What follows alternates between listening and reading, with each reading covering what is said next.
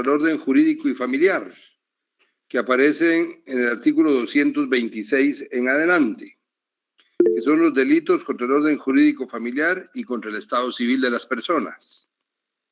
El primero de los delitos que aparece en este capítulo y en este título son los matrimonios ilegales.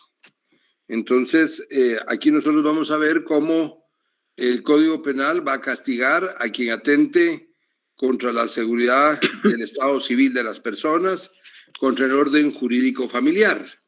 Y lógicamente esto está sustentado en la propia Constitución Política de la República, que garantiza el parentesco, el matrimonio y el orden de las familias.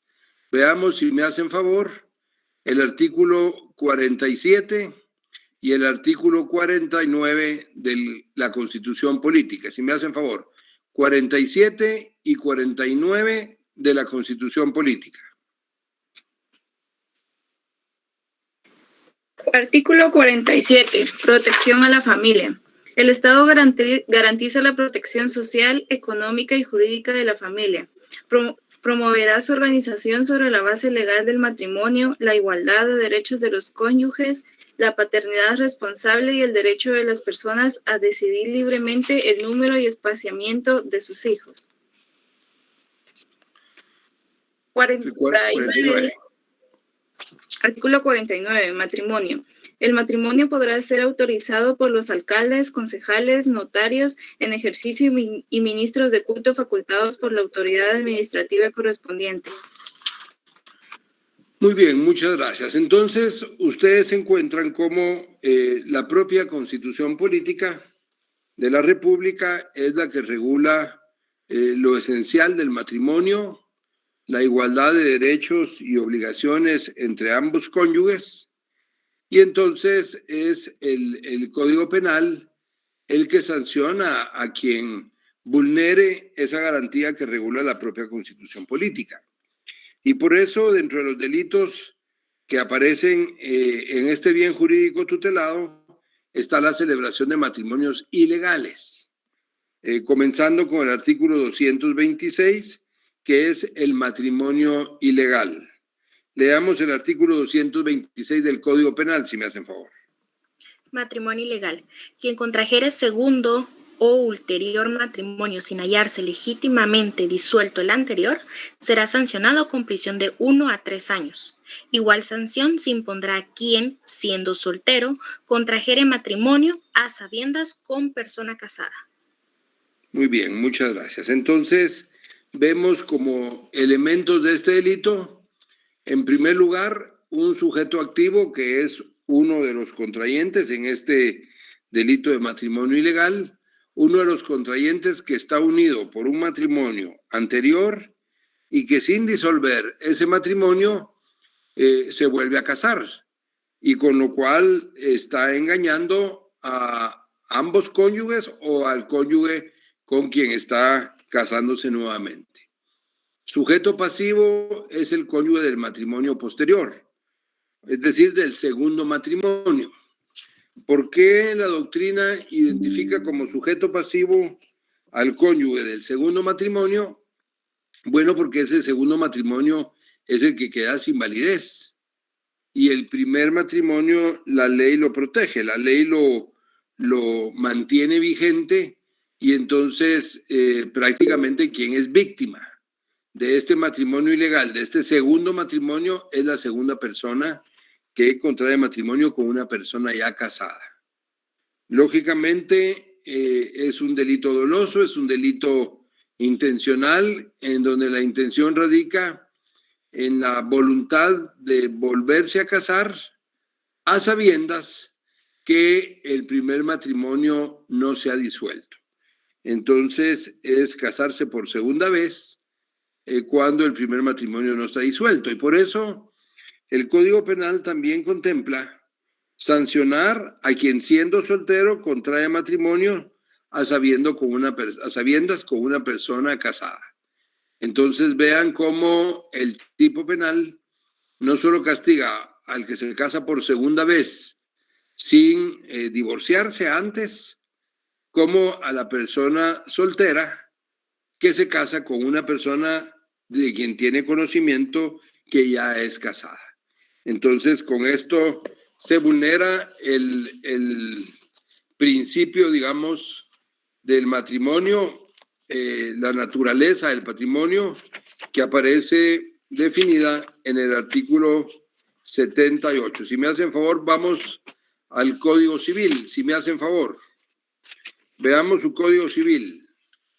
Quien tenga el Código Civil, si me hace favor, leamos el artículo 78.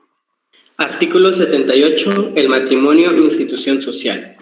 El matrimonio es una institución social por la que un hombre y una mujer se unen legalmente, con ánimo de permanencia y con el fin de vivir juntos, procrear, alimentar y educar a sus hijos y auxiliarse entre sí. Muy bien, muchas gracias. Entonces, lógicamente, ese principio que tiene que ver con los fines del matrimonio, pues se ve vulnerado, se ve defraudado con la acción intencional de volver a contraer un segundo matrimonio sin la disolución del primero. ¿Estamos de acuerdo, jóvenes? Sí, licenciado. Sí, licenciado. Muy bien, muy bien. Entonces, les voy a pedir que me hagan favor de que leamos ahora el delito de ocultación de impedimento que aparece en el artículo 227 del Código Penal. Si me hacen favor. Artículo 227. Ocultación de impedimento. Quien contrajera matrimonio sabiendo que existe impedimento que causa su nulidad absoluta será sancionado con prisión de 2 a 5 años. Igual sanción se aplicará a quien contrajere matrimonio sabiendo que existe impedimento que causa su nulidad absoluta, ocultare esta circunstancia al otro contrayente. Muy bien, muy bien. Bueno, gracias, muchas gracias. Entonces, aquí es una ocultación de impedimento. También tiene una pena, pues, incluso más elevada, de 2 a 5 años. ¿En qué consiste esto? ¿En qué consiste esto? Primero pongan atención en que el tipo penal se refiere a que existe un impedimento que causa su nulidad absoluta. Eso significa que hay nulidades absolutas y nulidades relativas. ¿Cuál es una nulidad relativa? Es una nulidad que se puede subsanar, que se puede corregir. Pero una nulidad absoluta es aquella que no tiene, digamos, ninguna forma de corregirse. Es una nulidad que causa absolutamente la falta de validez de un acto, en este caso del acto del matrimonio. Esto ustedes lo van a encontrar definido en el Código Civil. Cuando uno estudia derecho penal, uno se da cuenta de que desde la parte general del derecho penal, ustedes pueden percatarse que aunque las ramas del derecho son independientes, pues esa independencia no es absoluta, se relaciona una rama del derecho con la otra. Por ejemplo, si nosotros vemos los delitos contra el patrimonio, de ninguna manera el hurto o el robo les va a definir qué es el patrimonio. ¿Quién define qué es el patrimonio? El Código Civil. Lo mismo ocurre en estos delitos. Digamos, si ustedes se dan cuenta del matrimonio ilegal, pues tienen que ir al Código Civil para conocer, digamos, cuáles son los requisitos para contraer matrimonio. Y en el caso del artículo 227, en la ocultación del impedimento, tienen que irse también al Código Civil para ver cuáles son los impedimentos absolutos. Porque el tipo penal del artículo 227 dice quien contrajere matrimonio sabiendo que existe impedimento que causa su nulidad absoluta. Entonces nosotros vamos a ver que el artículo 88 del Código Civil señala cuáles son los impedimentos para contraer matrimonio y cuáles son los casos en que no subsiste el matrimonio. Veamos si me hacen favor el artículo 88 del Código Civil. Si me lo pueden leer, por favor. Artículo 88. Casos de insubsistencia. Tienen impedimento absoluto para contraer matrimonio los parientes consanguíneos en línea recta y en lo colateral los hermanos y medios hermanos, los ascendientes y descendientes que hayan estado ligados por afinidad y las personas casadas y las unidas de hecho con personas distintas de su conviviente mientras no se haya disuelto legalmente esa unión. Muy bien, muy bien. Entonces, aquí el artículo 88 del Código Civil les dice a ustedes cuáles son los casos en donde hay impedimento absoluto y cuáles son los casos en donde el matrimonio no es subsistente. Y por eso, quien contrae matrimonio sabiendo que existe un impedimento que causa su nulidad absoluta, pues tiene una sanción de 2 a 5 años. ¿Por qué? Porque teniendo conocimiento de esa circunstancia, lo oculta dolosamente y contrae matrimonio, con lo cual, de nuevo, defrauda a lo que la Constitución Política y el Código Civil les plantea en relación al matrimonio. Veamos ahora, si me hacen favor, veamos ahora el artículo 90 y 92 del Código Civil y el artículo 93 del Código Civil. 92 y 93. Funcionarios que pueden autorizar el matrimonio. El matrimonio debe autorizarse por el alcalde municipal o el concejal que haga sus veces o por un notario hábil legalmente para el ejercicio de su profesión. También podrá autorizarlo el ministro de cualquier culto que tenga esa facultad otorgada por la autoridad administrativa que corresponde. Artículo 93. Formalidades.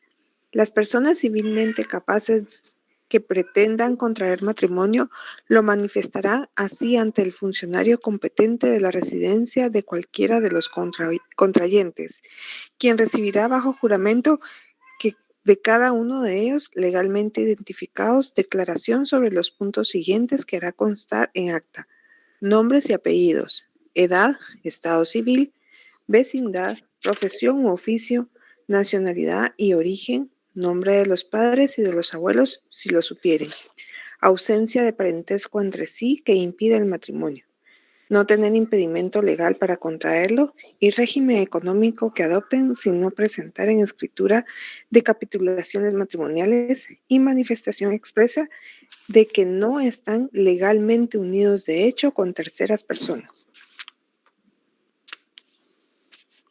Muy bien, muchas gracias. Te agradezco mucho. Entonces, ustedes pueden darse cuenta cómo el Código Civil regula cuáles son los casos de impedimento absoluto. Claramente el artículo 88 señala cuáles son los casos de impedimento absoluto y cuando se contrae matrimonio, siendo parientes por consanguinidad, teniendo esas relaciones a las que hace referencia el artículo 88, entonces el matrimonio es nulo. El matrimonio no tiene ninguna validez y quien ocultó el impedimento comete ese hecho delictivo. Ahora, tomen en cuenta que estos delitos son dolosos. Tomen en cuenta que los delitos son dolosos. ¿Qué pasaría en el caso de que una persona contraiga matrimonio, se inscribe el matrimonio en el registro correspondiente y luego esta persona se divorcia, celebran el acto del divorcio o hay una sentencia que divorcia a estas personas que contrajeron matrimonio, pero el aviso o por cualquier error del registro correspondiente no inscriben ese divorcio. Y la persona se vuelve a casar. La persona al año, a los 2 años, contrae nuevo matrimonio y resulta que cuando esta persona no sabía que no se había inscrito su divorcio en el registro correspondiente. Pero cuando se quiere registrar el segundo matrimonio, entonces se le rechaza esa inscripción porque aún está casado. Bueno, entonces, en ese caso, ¿qué piensan ustedes? ¿Creen que esta persona comete el delito de matrimonio ilegal o de ocultación de impedimento? Doctor, pero el abogado que los casa no le pide la anterior acta de divorcio antes de volverse a casar. Sí se los debería pedir. Sí se los debería pedir, sea el alcalde, sea el notario, pero supongamos que él lo que entrega es una copia del acta del divorcio, pero no del registro civil o no del RENAP, digamos. Y el abogado comete el error de no pedir la inscripción, pero la persona le presenta un acta en donde está divorciado, pero en realidad en el registro correspondiente aún no está divorciado. ¿Qué piensan ustedes? ¿Existe delito de matrimonio ilegal o de ocultación de impedimento? No, yo pienso que No, no porque no sabía. En ese caso fue el abogado quien tuvo el error. De hecho, le pasó a mis papás que ellos hasta años después se dieron cuenta que el abogado nunca inscribió su matrimonio. Pasa mucho eso, pasa mucho, sí. Sí. Bueno, pues... es la certificación de soltería que creo que es la que se tiene que solicitar como constancia de que está soltera la persona. Sí, sí. Digamos que ahí puede haber una falta de cumplimiento, digamos, de los requisitos y del procedimiento por parte del alcalde o por parte del notario que autoriza el matrimonio, pero fuera de eso, fuera, digamos, del error que cometen estos funcionarios o el notario, la persona que se casa de nuevo así, ¿comete delito o no comete delito? No. No. Sí, en realidad no comete ningún delito. No comete ningún delito porque, miren, como ya lo dijimos anteriormente, los delitos estos son dolosos. Y si la persona de buena fe contrae un segundo matrimonio sin haberse percatado de que su divorcio no se había todavía operado en el registro, no lo está haciendo de mala fe. Él en realidad sí está divorciado. En realidad sí está divorciado. Lo que pasa es que no se ha razonado en la primera acta de matrimonio que ese matrimonio ya fue disuelto. Pero la persona, el sujeto no está actuando de mala fe. No está actuando con intención de engañar a nadie ni de sorprender a nadie. Entonces, no hay delito porque no hay dolo.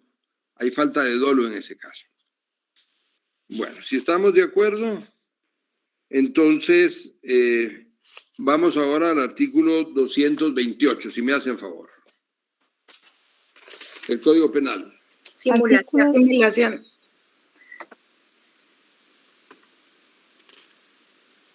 Artículo 228, simulación. Quien engañando a una persona simular el matrimonio con ella será sancionado con prisión de 1 o 4 años. Con igual pena serán sancionados quienes, con ánimo de lucro, otro propósito ilícito o con daño a tercero, contrajeran matrimonio exclusivamente para cualquiera de esos efectos, sin perjuicio de las otras responsabilidades que pudieran derivarse de su acción. Muy bien, muchas gracias. Entonces, la simulación, digamos, lógicamente es un engaño, es un fraude que se le hace a la persona del sujeto pasivo porque se simula un matrimonio.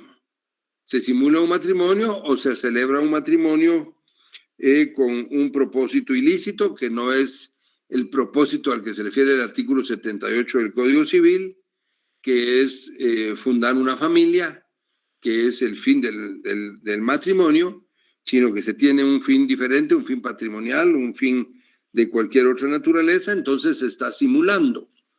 Tanto comete ese delito el que lo hace con un propósito económico como el que finge que el matrimonio es real sabiendo que no es real. Supónganse que uno de los dos cónyuges le dice al otro de que él conoce a un notario que va a pedirle que el notario celebre el matrimonio, pero resulta que el notario no es notario. Y hacen simuladamente que se está celebrando un matrimonio, pero en realidad el matrimonio no existe porque la persona no está facultada para celebrarlo. Entonces están simulando ese matrimonio.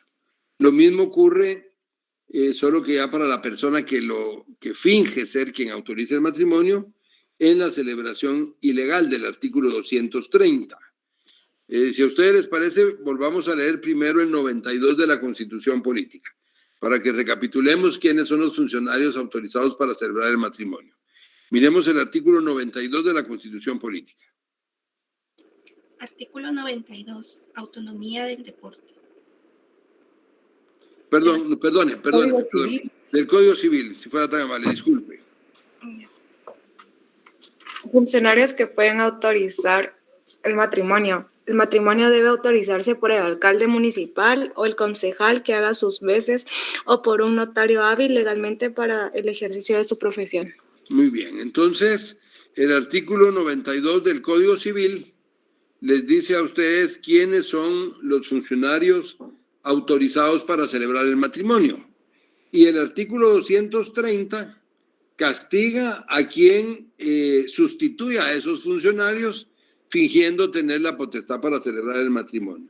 Leamos ahora sí el artículo 230 del Código Penal. Artículo 230. Celebración ilegal. Quien sin estar legalmente autorizado a celebrar un matrimonio civil o religioso será sancionado con multa de 200 a 2.000 quetzales, sin perjuicio de las sanciones que correspondan a otros delitos en que pudo incurrir. Muy bien. Y ahora el 231, si me hace favor.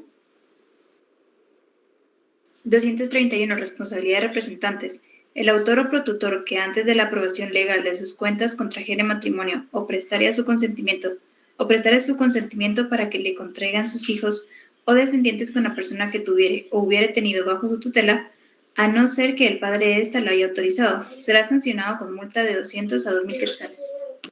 Muy bien, muchísimas gracias. Bueno, jóvenes, entonces nosotros vemos cómo aquí se regulan en este capítulo los delitos relacionados con el estado civil de las personas, el orden jurídico familiar, los matrimonios ilegales y, lógicamente, otros tipos penales como el adulterio, entre otros. Ya hemos hablado de que han sido declarados inconstitucionales, pues no respondían a lo que establece el artículo 47 de la Constitución Política, que dice que hay igualdad de derechos entre los cónyuges. Anteriormente, hace ya bastantes años, existía el delito de adulterio solo para la mujer. Y eso fue declarado inconstitucional porque el artículo 47 de la Constitución Política regula la igualdad de derechos y obligaciones entre hombre y mujer en el matrimonio.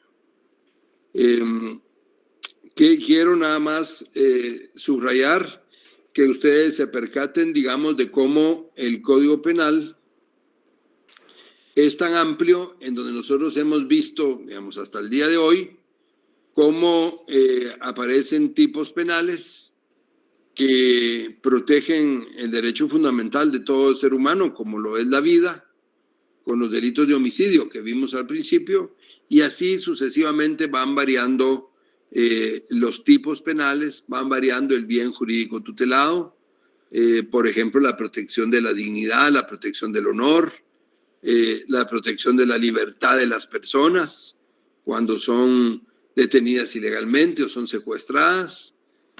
Ahora estamos viendo cómo el Código Penal también protege a la familia y protege el matrimonio como la base fundamental de la familia según nuestro régimen jurídico, y cómo responde a la Constitución Política cuando la Constitución Política garantiza unos bienes jurídicos tutelados y el Código Penal castiga a quien los vulnere. De la misma manera que se castiga a quien atente contra derechos como el domicilio o la seguridad o la intimidad de las comunicaciones. Bueno, veamos ahora que también dentro de este capítulo, dentro de este título, aparecen los delitos contra el Estado civil, que tiene que ver con la certeza jurídica de las personas en cuanto al orden jurídico familiar y su estado civil. El primero de estos delitos es la suposición de parto, que aparece en el artículo 238. Si me hacen favor de leerlo. 238. Artículo 238, suposición de parto. Quien finja un embarazo o parto para obtener para sí o tercera persona derechos que no le correspondan, será sancionado con prisión de 3 a 5 años y multa de 10.000 a 100.000 quetzales. El médico, personal de enfermería o comadrona que coopere con la ejecución del delito, además de la pena impuesta, será sancionado con la inhabilitación especial para el ejercicio de su profesión por el doble de la pena impuesta. Muy bien, muchísimas gracias, muchísimas gracias. Entonces, como aquí lo que se protege es el Estado civil y como de una u de otra manera lo que los sujetos activos de estos delitos provocan es la falta de seguridad jurídica en el orden familiar, en el orden del Estado civil de las personas, pues aquí lo que se castiga es a quien fingiendo un embarazo o parto, para obtener derechos que no les corresponden, hace creer al sujeto pasivo que efectivamente existe esa situación de la persona, o su estado de embarazo, o un parto que no existió, con el propósito de afectar a una persona en particular. Y se castiga con penas especiales a quienes cooperen a la realización de este delito, particularmente si se trata de médicos o enfermeras o enfermeros o comadronas que participan ayudando a fingir que una persona se encuentra embarazada o que una persona ha dado a luz. Entonces, sujeto activo puede ser hombre o mujer que participe en la comisión de este delito queriendo engañar al sujeto pasivo. Muy bien, veamos ahora el 239, si me hacen favor, del Código Penal. Licenciado, disculpe, antes de que continúe, tenía una duda sobre este artículo. Dígame. En el segundo inciso, donde habla sobre las personas que cooperan para cometer este delito, dice que su pena será la inhabilitación para el ejercicio de su profesión por el doble de la pena. ¿Eso quiere decir que esto equivale a la doble de la pena o que además de la inhabilitación van a recibir el doble de la pena que tiene el primer inciso? No, porque si usted se percata, digamos, de la forma en que está redactada, las dos primeras líneas señala que el médico, personal de enfermería o comadrona que coopere con la ejecución de este delito, además de la pena impuesta, dice, además de la pena impuesta. ¿A qué se refiere con esto, además de la pena impuesta? Se refiere a la pena que aparece en el artículo anterior, que es de 3 a 5 años. O sea, además de la pena impuesta que les corresponda a estas personas, serán sancionados con inhabilitación para el ejercicio de su profesión por el doble del tiempo de la pena impuesta, ¿verdad? No es que se les duplique la pena que aparece en el primer párrafo, no, sino que a ellos se les aplica la pena entre los límites que aparecen en el primer párrafo y de lo que se les aplica el doble de la pena es de la inhabilitación.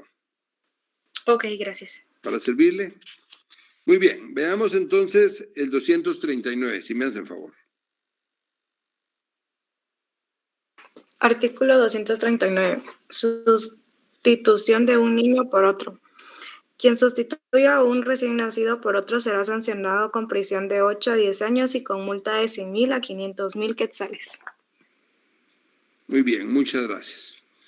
Bueno, respecto a este delito, yo podría comentarles que sé de un caso que ocurrió hace algunos años en donde pasó justamente esto. Un joven que creo que ya no trabaja ahí en la universidad, pero que trabajaba en la universidad. Su esposa había dado a luz. No sé si ella, creo que había tenido su hijo en uno de los centros del ICS. Y cuando nació el niño, resulta que este joven que trabajaba ahí en la universidad, pues algunas personas a quien nos conocía nos comentó que efectivamente había nacido su hijo, que les habían hecho entrega de su hijo a la esposa y a él, pero que ellos consideraban que ese no era el hijo de ellos. En realidad, pues uno al escuchar eso se sorprendía y no creía lo que le estaban diciendo a uno. Creía que era más una confusión del padre, pero resulta que como a los 3 o 4 meses, ya hechas las pruebas de ADN, resulta que ese niño que les habían entregado y que ya tenía algunos meses de estar con esta madre y con este padre, resulta que no era su hijo. Resulta que no era su hijo y que se los habían sustituido en el hospital. Entonces, obviamente se hizo el conocimiento de las autoridades competentes, se hizo una investigación y se determinó en dónde se encontraba, a quién le habían entregado, aparentemente por error, al verdadero hijo de esta pareja. Y lógicamente este niño que esta pareja tenía era el niño de los que tenían durante 4 o 5 meses al hijo de estos jóvenes que yo les menciono. Claro que ahí se dio una sustitución de un niño por otro. Se dio una sustitución de un niño por otro. Lo que creo que no ocurrió es que se haya demostrado que haya habido dolo o intención de hacer esa sustitución para aplicar esta pena. Porque el tipo penal dice: quien sustituya a un recién nacido por otro será sancionado con prisión de 8 a 10 años. En este caso concreto creo que se demandó de algunas responsabilidades civiles a la institución, que creo que era el ICS, pero no recuerdo yo que haya habido ningún proceso penal en contra de nadie, porque me parece que las conclusiones a las que habían llegado es que esa sustitución se había dado por error.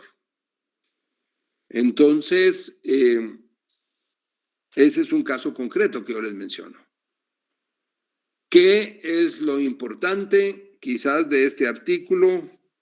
Bueno, conocer que hay un delito que se da cuando se sustituye a un niño por otro. ¿Y qué es importante, por ejemplo, de este caso que yo les estoy planteando? Que ustedes subrayen que son delitos dolosos. Porque si se da una sustitución por error, pues no es este delito.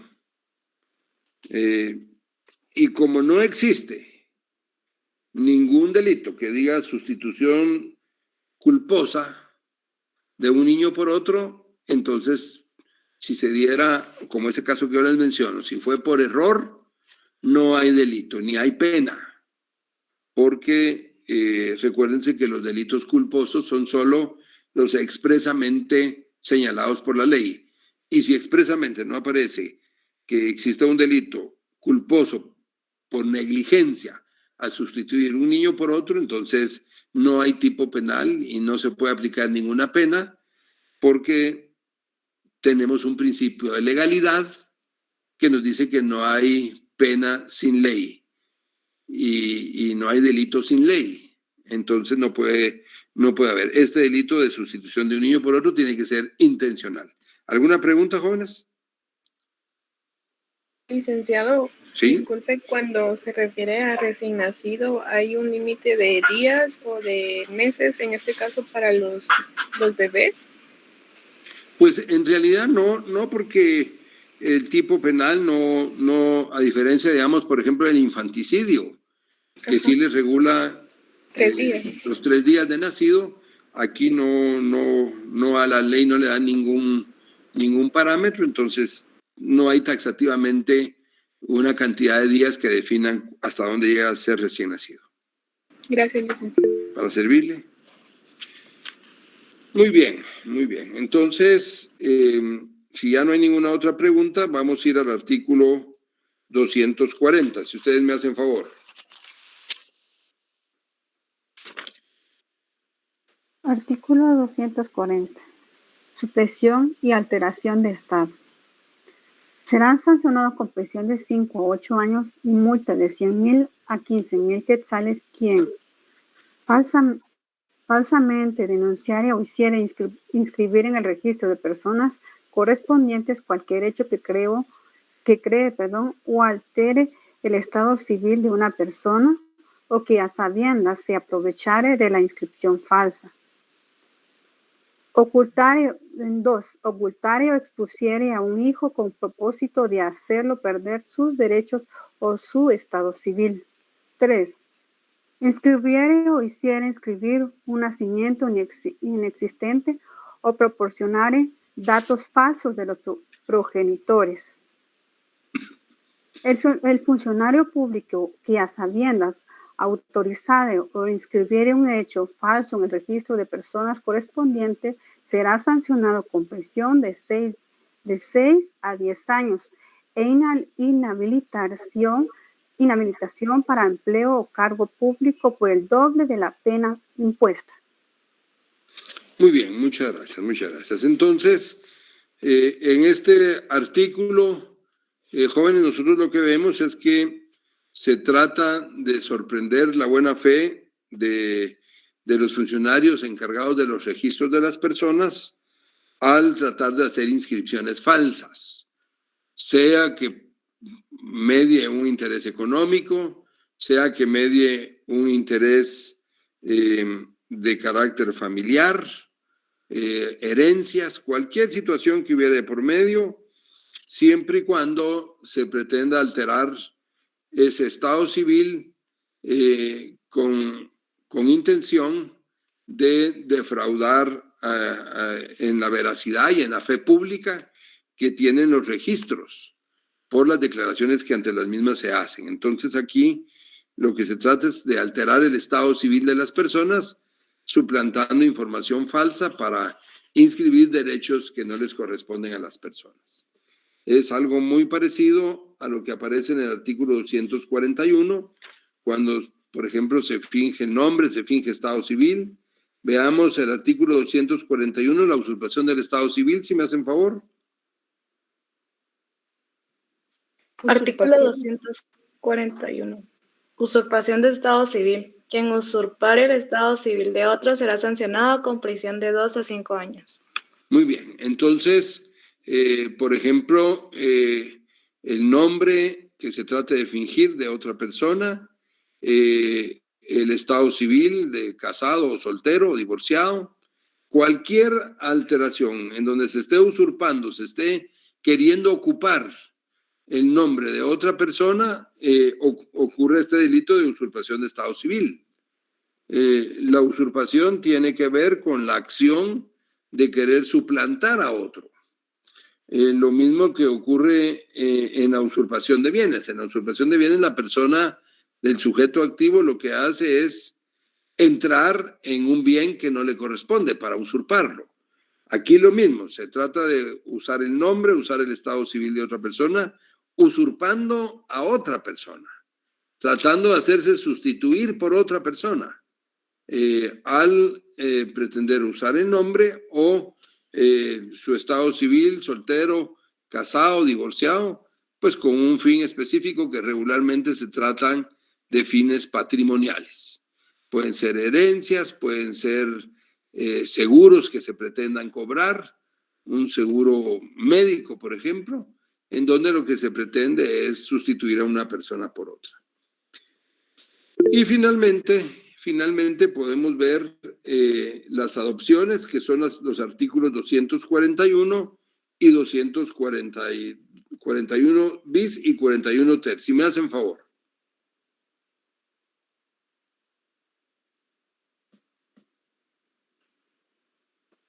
Artículo 241 bis. Adopción irregular. Quien para obtener la adopción de una persona para sí mismo brinde o prometa a una persona o a tercera persona un beneficio económico o de cualquier otra naturaleza, independientemente que logre el propósito, será sancionado con prisión de 3 a 5 años y multa de 20,000 a 100,000 quetzales. Las penas se impondrán sin perjuicio de las penas que puedan corresponder por la comisión de otros delitos. Artículo 241 ter. Trámite irregular de adopción. Que a sabiendas de trámite autorice o inscriba una adopción utilizando documentos o inscripciones en registros públicos falsos o donde se haya alterado la filiación de una persona menor de edad o cualquier otra información exigida por la ley para la validez de una adopción, será sancionado con prisión de 6 a 10 años y multa de 50,000 a 100,000 quetzales. Muy bien, muchas gracias. Muchas gracias. Entonces, bueno, yo aquí lo que quisiera destacar es que cuando se da, digamos, una adopción, el fin de la adopción bajo ningún punto de vista es de naturaleza económica, sino tiene que ver con fines vinculados a la solidaridad, fines vinculados a la afinidad, pero no de naturaleza económica. Entonces, lo que el Código Penal hace aquí también es castigar a las personas que puedan económicamente utilizar sus recursos para obtener la adopción de un niño a favor de sí mismo. Por eso el tipo penal de la adopción irregular les dice a ustedes que quien para obtener la adopción de una persona para sí mismo brinde o prometa a una persona o a tercera persona un beneficio económico de cualquier naturaleza, será sancionado con prisión de 3 a 5 años. Recuérdense ustedes que han habido muchísimos casos en donde a la propia madre del niño que se da en adopción se le ofrece una cantidad económica para otorgar la adopción. Entonces, esto desnaturaliza. Lo mismo que cuando el matrimonio se hace con otro fin que no sea el fin de fundar una familia. Entonces, solo que aquí en adopción pues se desnaturaliza porque lo que se está haciendo prácticamente es pagar un precio para convencer a las personas que tienen el derecho sobre ese niño a otorgar la adopción, que regularmente es la madre. Entonces, lo que el Código Penal trata de hacer es evitar que personas inescrupulosas, aprovechando o la falta de educación o la necesidad económica o la pobreza de una madre, pues le ofrezca, le prometan dinero o le den dinero para orientarla y forzarla de alguna manera a que otorgue en adopción a un hijo. Esa es la adopción irregular. Y el trámite irregular, que tiene que ver con lo mismo que ya hemos hablado anteriormente, que es cuando a una persona se le engaña con documentos falsos, simulando filiaciones o simulando condiciones, digamos, de su estado civil que no tiene para lograr inscripciones falsas en los registros correspondientes. Todos estos delitos tienen que ver con la familia, todos estos delitos tienen que ver con el matrimonio, tienen que ver con la adopción, que es también un tema vinculado al derecho de familia, en donde lo que hace el sujeto activo siempre dolosamente es defraudar al sujeto pasivo engañándolo, o bien defraudar a la autoridad haciendo inscribir hechos que en realidad no existen, logrando inscripciones falsas o fraudulentas. Entonces, estos son, digamos, básicamente la mayor parte de los delitos que aparecen contra el orden jurídico familiar y contra el estado civil de las personas. Así es que eso sería. No sé si tienen alguna pregunta. Licenciado, tengo una duda. Dígame. Respecto al artículo 241, la persona que recibe el beneficio económico no es sancionada, es decir, aunque se lo prometa o se le haya dado el dinero. No, aquí si usted ve, el tipo penal está dirigido a la persona que está haciendo un pago para obtener ese beneficio de que le otorguen adopción a un niño por una necesidad económica de la madre regularmente. Por eso el tipo penal, como bien dice usted, regula que es el que para obtener la adopción de una persona para sí mismo brinde o prometa a una persona o a la tercera persona un beneficio económico de cualquier naturaleza, es la persona que es sancionada, ¿verdad? Y bueno, si cometió otro delito, también se le castiga por otro delito, pero básicamente es la persona que está pagando para obtener ese beneficio. Doctor, buenas tardes. Dígame. Fíjese que me surge también una pequeña duda respecto al artículo 226 en el segundo párrafo.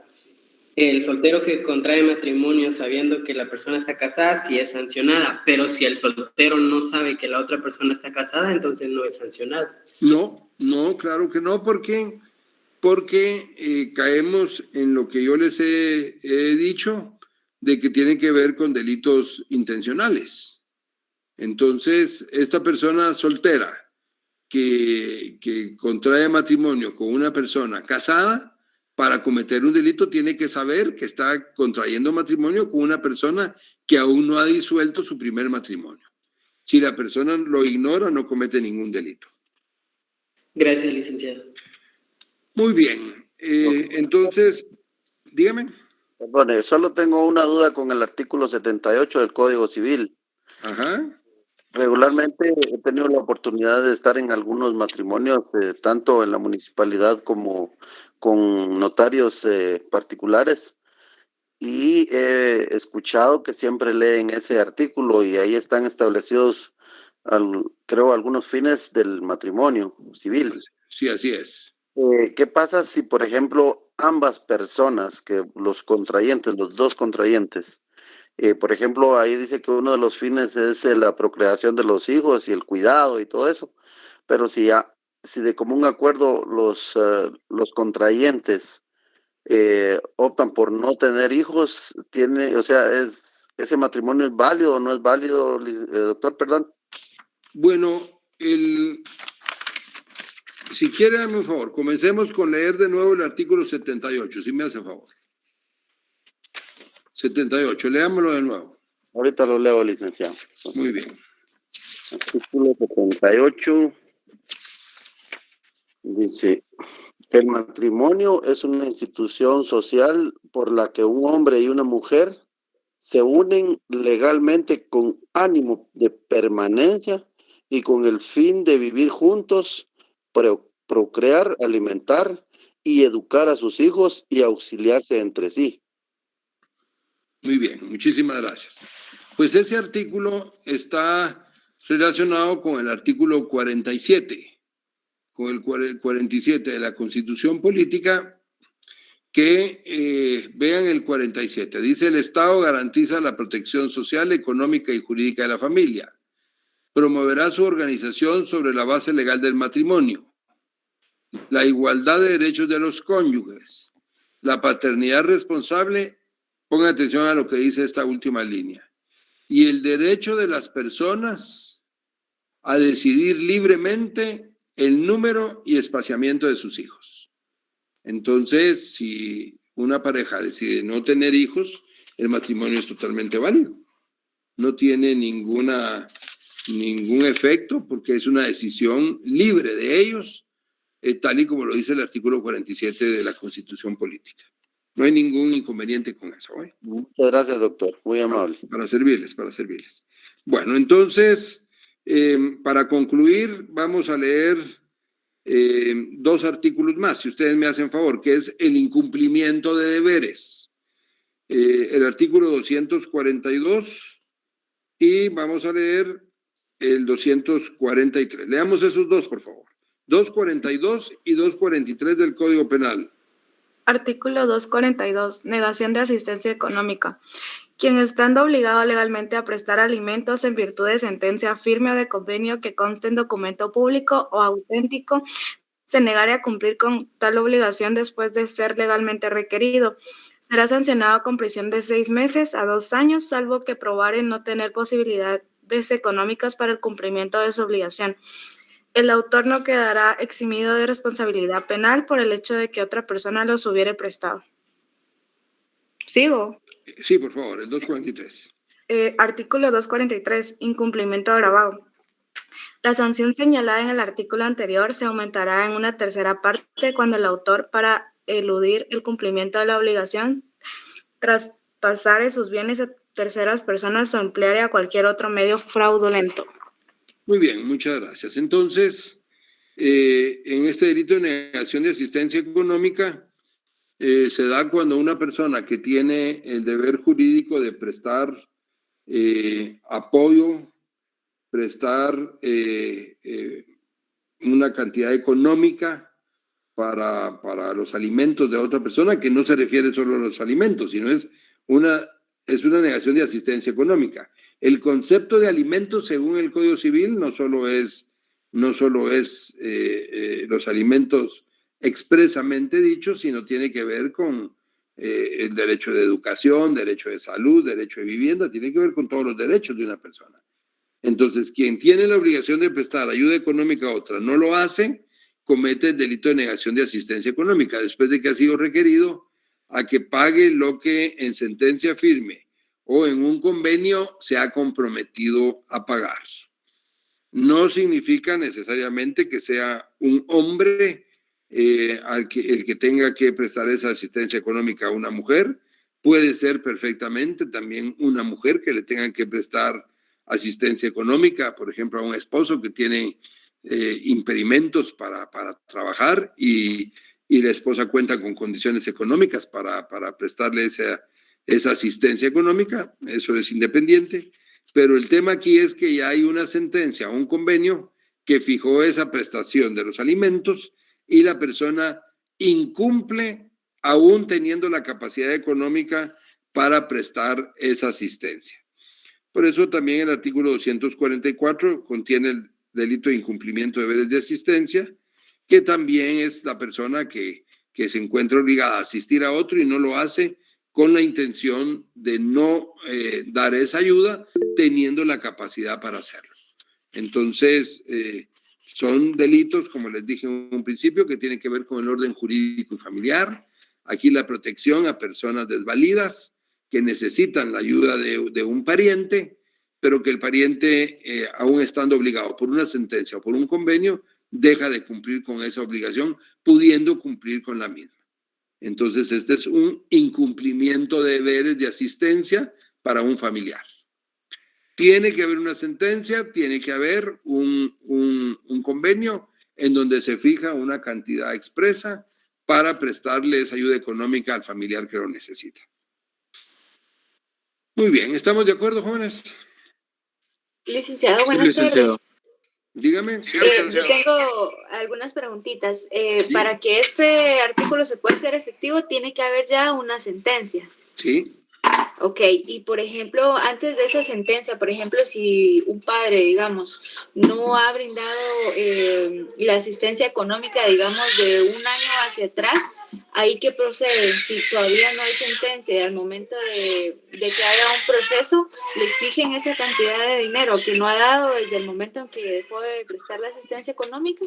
No porque recuérdese de un principio que tiene que ver con la irretroactividad de la ley, ¿verdad? Tiene que ver con la irretroactividad de la ley, que la ley no tiene efecto retroactivo, salvo en materia penal cuando favorezca al reo. Entonces, la obligación surge desde el momento en que se dicta la sentencia o se suscribe un convenio. Ok. Y otra preguntita, por ejemplo, si hay una sentencia, si ya hay una sentencia y... permítame.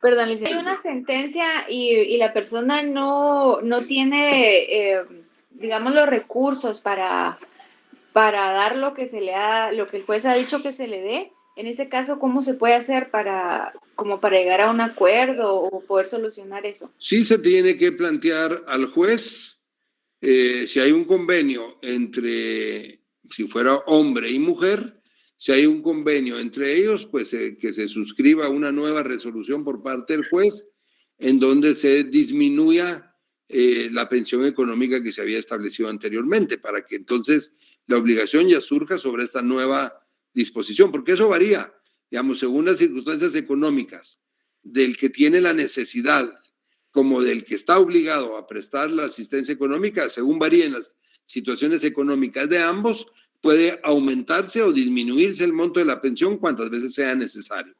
Entonces ahí debe plantearse la disminución de la pensión para que en realidad pueda cumplirla. Y esto también podría ser si hay un proceso de una sentencia en un proceso ejecutoriado. No importa, no importa porque si alguien tiene un trabajo en donde le pagan 80,000 al mes y le fijan la pensión en 40,000 porque gana 80,000, pero a los 2 años se queda sin trabajo y se va a trabajar donde le van a pagar el salario mínimo, ya no puede cumplir con la primera obligación. Entonces se tiene que disminuir aunque esté ejecutoriada la primera resolución. Perdón, licenciado, no sé si no me di a entender, pero es pensión atrasada. Si fuera una pensión atrasada, que ya, por ejemplo, ya pasó el proceso, ya tuvo una sentencia donde se le indicó qué cantidad debe de dar y esta persona incumplió y ya se le hizo un proceso también ejecutoriado y se le indica que tiene que pagar todo lo que no ha dado. No, ahí tiene que pagar todo lo que debe, todo lo que ha dejado de pagar, al menos que demuestre que no tenía capacidad económica para hacerlo. Pero de lo contrario, sí lo obliga a esa resolución que ya existió, y sí se puede cobrar hacia el pasado porque ya existe la sentencia, porque ya existe el convenio, por lo tanto eso ya no es efecto retroactivo porque la obligación ya existía, siempre y cuando la persona no demuestre que en realidad había perdido la capacidad económica para cumplir con eso. Ok, licenciado, gracias. Para servirle. Bueno, jóvenes, entonces si ya no hay ninguna pregunta, nos quedaríamos hasta ahí el día de hoy. Me alegra mucho saludarles y que tengan una feliz tarde.